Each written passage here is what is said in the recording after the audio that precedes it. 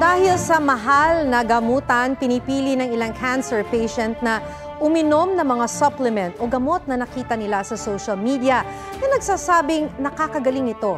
May paalala ang isang cancer survivor na dating tumangkilik ng mga yan.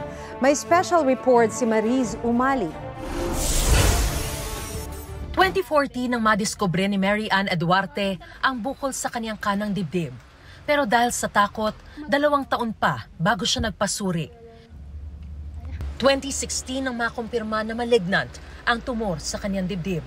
Pero imbes na magpakimo, uminom siya ng supplements na nakita niya sa social media. Sabi nga po, nakaka-cure ng cancer, nakakatunaw ng cancer cells na hindi na kailangan ng chemotherapy. Napabilib daw siya ng mga testimonya ng mga napagaling umano ng mga food supplement. Sa isang buwan, umabot ng hanggang 50,000 pesos ang kanyang ginagastos para rito.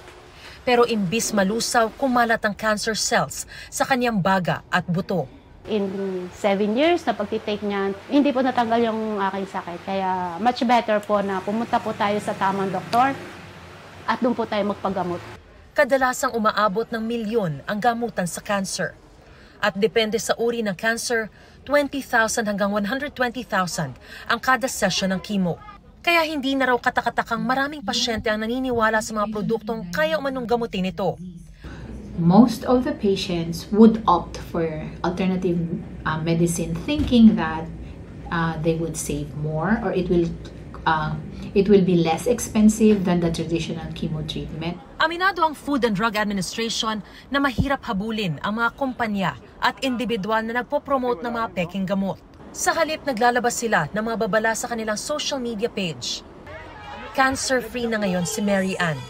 At sa kanya itinuturing na second life, may bago raw siyang misyon.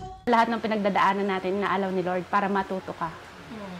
And at the same time, makakapag-share ka ng tama doon sa mga taong maaaring dumaan din o magkaroon din ng experience na kagaya ko.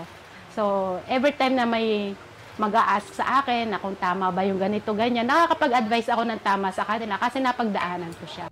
Mariz Umali, nagbabalita para sa GMA Integrated News.